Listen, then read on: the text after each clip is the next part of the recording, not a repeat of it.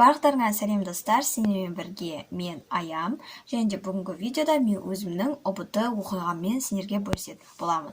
Яғни мен бір айда қалай 103 балдан 121 балға жеткіздім. Бірнеше кеңестерімді айтатын боламын, және де бастайық. The quote goes like this: one day or day one. Ең алдымен өзімнің ұбт оқиғам қалай басталды, яғни дайындық қалай болды, соны бастағым келіп тұр. Ең бірінші менің пәнім ол дүниежүзі тарих ағылшын. Әрине де ол барлығында өте қиын, оңай соға бермейді. Және де мен де ағылшын тілін қатты ұнағандықтан маған қатты аса қиын болған жоқ. Мен жалпы дайындығымды тамыз айында бастадым, және де ол кезде аса қатты болған жоқ. Енді жаз айы болғандықтан кішкене былай оқып жүрдім. Және де қыркүйекте уже курс алдық, 9 ай қаз білім оқыдым, яғни кәдімгідей жүйелі дайындала бастадым. Бірақ онша прям күшті оқыдым дей алмаймын, бірақ оқыдым. Конспект жазып, курстың тапсырмалары көп болды, курстың тапсырмаларын жасадым дегенде кәдімгідей дайындалдым. Және де мен ең бір қызығы қаңтар ұбт тапсырмадым, себебі мен курста әр апта сайын пробный тапсырып жүргендіктен оның тапсыруының аса қажет жоқ деп білдік, және де тапсырмадым. Және де ең бірінші кәдімгі барып тапсыратын ұбтым ол наурыз ұбтысы болды. Наурыз ұбтысында мен 112 балл алдым, өте мәз болдым, бірақ басқалар үшін ол аз болса, мен үшін ол өте көп сияқты болды. Және де қатты қуанып сөйтіп жүрдім. 112 балдан кейін мен кәдімгідей уже бірінші ұбт-дан жоғары балл алам деп мақсат құрып, қалпына оқыдым. Күні түні дайындалдым. Сағаттан келгеннен кейін түнгі 12-ге дейін 1-ге дейін сабағымды оқыдым. Қосымша іздендім. Тарихтан конспект жазып бастадым деген секілді. Және де сөйтіп мен бірінші ұбтым ол 20 май болды. 20 мамырды таңдадым, кішкене ертерек тапсырсайым, сосын келесі ұбт арасы бір ай болып, яғни келесі 20 маусым болсын дедім. Сөйтіп тіркеліп бірінші ұбтыма кірдім. Алматыда Казгуда тапсырдым. Тапсырғанда ауа райы жаңбырлы болды, және де мен іштей қатты сезбедім ештеңе. Мен дайындығыма сенімді болдым, бірақ алайда мен жоғары прям алатыныма аса сенбедім. Себебі білмеймін, бірдеңке сезіп тұрғандай болды. 4 сағат ұбт. Сөйтіп соңғы 30 минут қалғанда мен біраз ойланым, тағы тексеріп сайын деп тексеріп садында. Және де қайттан қарағаннан кейін уже менде 103 балл деген шықты. Мен прям осы күнге дейін оқығаным барлығы прям не екен білмеймін, не үшін мен 103 алдым деп неттім, бірақ шынында да кішкене қиындау болды. Себебі маған ең қадап кеткені тарих болды. Тарихтан көбінесе ежелгі тарих бар ғой, ежелгі заманнан бірақ сұрақ келеді деп тұрды да, квалификация ма сондай. Сол жерде мен бірақ сұрақ келеді, ой ежелгі аса қажет емес деп аса көп қарамаған болатын. Сөйтті де нағыз ұбт бізді поворот не туда не сюда болды. Және де сөйтіп маған Александр Македонский жайлы контекст келген болатын. Сөйтіп мен тарих құлатты мені, 29 балл алдым 50-ден. Бірақ ағылшында сонымен қиын болды кәдімгідей. Өйткені біздің осы 2024 жылы ұбт жаңа сәйкестендіру сұрақтары болғандықтан кішкене сұрақтарын әдейі шатастырып қояды екен. Мысалы, наурыз ұбт-дағы сұрақтар тікелей кітапта ол ответін таба алсаң, ал нағыз ұбт-да, мысалы, сәйкестендіру сұрақтарында бір-біріне ұқсас қылады, біріншіден жауаптарын, және екіншіден жауаптарында астарлап жеткізеді. Мысалы, кітапта дәл осы жылы жаулап алынды десе, ал ол жерде сол жылы маңайында жаулап алынды деген секілді сөйтіп астарлап жеткізеді. Сен нақты сол жерде жауапты дұрыс таңдай алмайсың. Себебі анау жауаптар бір-біріне ұқсағандықтан шатасасың кәдімгідей. Сөйтіп кәдімгідей адамдардың айтқан шын болды. Мысалы, наурыз қаңтар ұбт-да барлығы слифпен алып кетеді, және де кішкене оңайырақ болады деген сөз меніңше ол рас. Себебі сен слифпен жарайды, слифсіз алып шықсан да алып шыға аласың, себебі ол наурыз қаңтар ұбт-сы.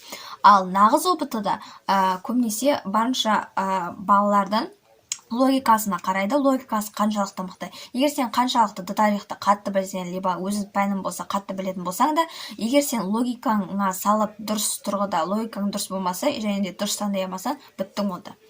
Сөйтіп мен тоже облом болдым. Кәдімгідей жаңбырлы погода менің көңіл күйімді білдіріп жатқандай болды.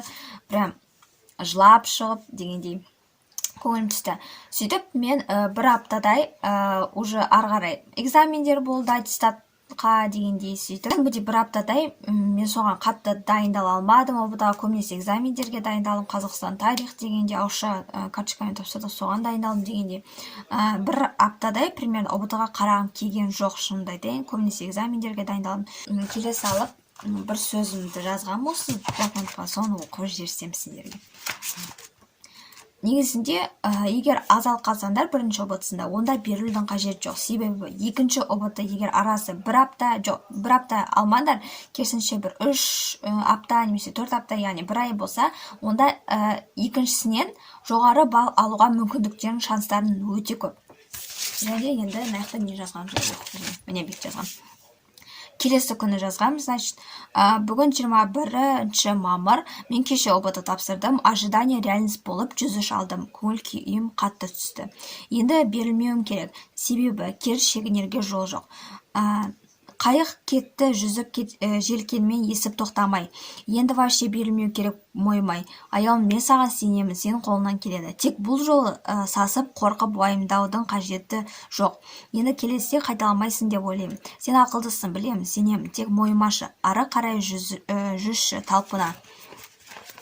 Енді план соңғы дайындық, планы мощ болу керек. Ой, білем деген әңгіме болмайды. Оқы, сен білесің, бірақ ассоциациямен жатта, судан қадалмайсың. Приколмен жатташы, братан. Пожалуйста. Сенің қолынан келеді бұйырса, Астана, Алматы түсесің, тек берілме. Қазір сағат 8:30, мен план құрым, сөйтем, давай алға, бүгінше демал, ертең огонь режим деп жазып, кәдімгідей ана жаққа мотивациямды нетіп, осындай бол керек, примерно плюс 25 балл қоса аласың бір айда, давай деп жазғам. Яғни мен 25 балл емес, примерно 103-тен 19 балл көтердім, соның өзі кәдімгідей прогресс. Сөйтіп жаздым, и келесі күні огонь режимді бастаған болдым. Енді бір аптадай кішкене оқи алмай жүрдім, бірақ қалған соңғы 3 аптада, сол бір аптадан кейін мен қатты ояндым. Қазір оқымасам, онда бітті. Сен осы неде қаласың, онша емес университетте оқисың, сосын бітесің деп ойладым. Сөйтіп өзіме мотивация алдым, және де күнде уже оқи бастадым. Күнде прям таңертең ерте тұрам, кейде әрқалай, сөйтіп тоқтамай, прям тамақ ішем, келем отырам, сабақ оқимын, тамақ ішем, келем отырам, сабақ оқимын. Тек қана түнде ғана ұйықтаймын, түсте ұйықтау деген атымен жоқ. Сөйтіп арасында экзаменге барам, мектепке кәдімгідей. Сөйтіп дайындалдым да, и екінші нағыз ОБТ уже басқа жерде болды. Соған барып, кәдімгідей уже жаттағаным барлығы, және де оқығаным барлығы алдымнан келеді. Және де мен қуанып тапсырам. Соңында мен уже сенімді боламын, мен кәдімгідей 120-дан спокойно асырам деген. Сөйтіп жауабын басуды көрем, 121 балл болды. Кәдімгідей қолым дірілдеп, қатты қуанғанымнан соншалықты мен осы оқығанда, осы 9 ай, 10 ай оқығанда мен өзіме сенбеген, что мен 120 балдан асыра алатыныма. Яғни ең басты қателігім мен өзіме сенбеушілік болды. Қанша оқысам да мен бірдеңке жетіспейтін секілді, мен бірдеңке білмейтін секілді көп талпына бергім келді. Сөйтіп, мен бір жерінен қалыс қалдым ба деп ұсақ түйегіне мән бере бердім. Бірақ ең басты менің қателігім, мен көп оқуымда, яғни арасында демалмауымда. Арасында 1-2 сағат, кішкене кешке жақын 3-4 сағаттай ма демалу керек екен, немесе арасында бір 30-30 минуттан демалу керек екен. Және де мен дайындалғанда тек қана оқи бердім, көбінесе практика жасамаппын, және де соның кесірінен мен осындай балл алып қадалдым, бірақ соңында 3 апта, 4 аптаның ішінде кәдімгідей көтеріп алдым. Енді сендерге менің оқығаным жайлы бөлістім, ал енді мини советтеріммен бөліскім келіп тұр. Ең бірінші, сендер егер 2025-те тапсыратын болсаңда нағыз ОБТ-ны, онда сендер қазірден бастап дайындалуларыңа кеңес беремін. Яғни қаншалықты ерте бастасаң, соншалықты сенің нәтижең осындай керемет болады. Және де ерте баста. Екіншіден, жүйелі дайындал. Қыркүйек әлі басы бар, соңына дейін әлі қайда, 9 ай бар, 8 ай бар деп жүрме. Бірден бастай жүйелі дайындал. Ол жүйелігін 8-9 сағаттан кем болмасын. Күнделікті сөйтіп оқы, және де